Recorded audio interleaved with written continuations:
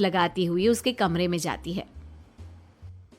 सुरभि सुरभि, क्या हुआ? अभी तक सो रही हो तुम? क्या हो गया? माँ जी, मुझे बहुत तेज बुखार आ रहा है। अच्छा। ठीक है, ऋतिक को बुलाती हूँ। माँ जी, मुझे बुखार आ रहा है और आप हंस रही हैं। अरे नहीं बहू, मैं कहाँ हंस रही हूँ। वो तो मेरी हंसी रोक ही नहीं रही है।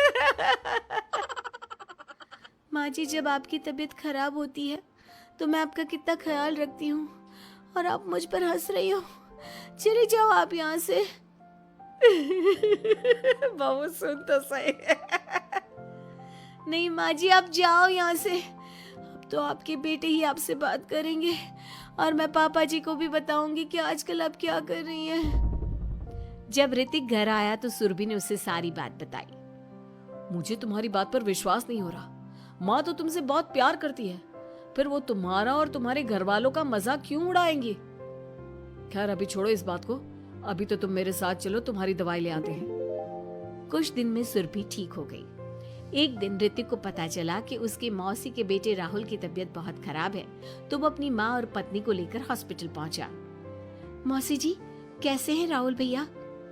बेटी, इतने दिन हो गए मेरे राहुल को बीमार हुए, लेकिन उसकी तबीयत में कोई सुधार नहीं आ रहा।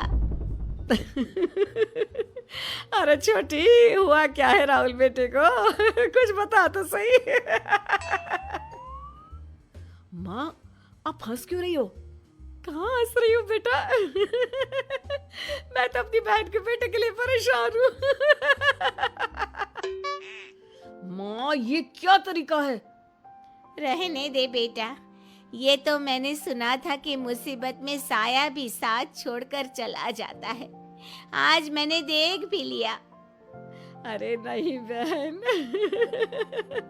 मैंने ऋतिक और राहुल में ना कभी कोई फर्क नहीं किया। फर्क तो दिख रहा है कुसुम दीदी। अगर आपकी बेटे की तबीयत खराब होती तो आप ऐसे हंसती क्या? ऋतिक बेटा, ले जा अपनी माँ को यहाँ से।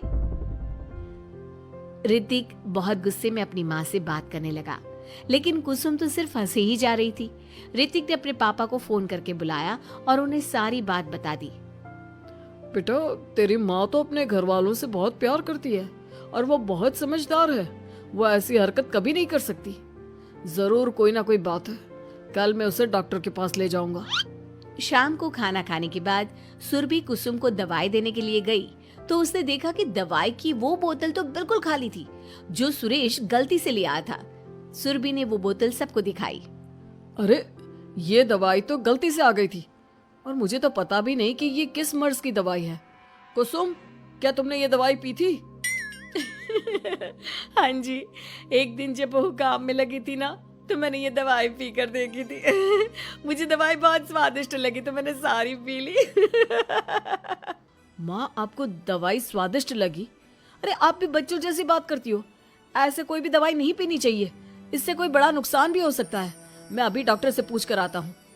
ऋतिक डॉक्टर के पास गया और कुछ देर में वापस घर आकर सबको बताया। माँ ने जो ये दवाई खाई है ना, ये हंसने वाली दवाई है और माँ ने एक साथ बहुत मात्रा में दवाई खाई है, तो इसका असर थोड़े समय तक तो रहेगा। उसके बाद माँ बिल्कुल ठीक हो जाएगी। अच्छा हुआ जो तू डॉक्टर से पूछ कर आया, नहीं तो हंसते हंसते मेरा पेट ही दुख गया है।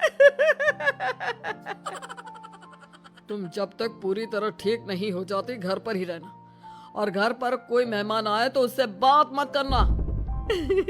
आप ठीक कह रहे हो, मैं ऐसा ही करूंगी। अब मैं बिल्कुल हंसूंगी। कुसुम की बात सुनकर सभी हंस पड़े।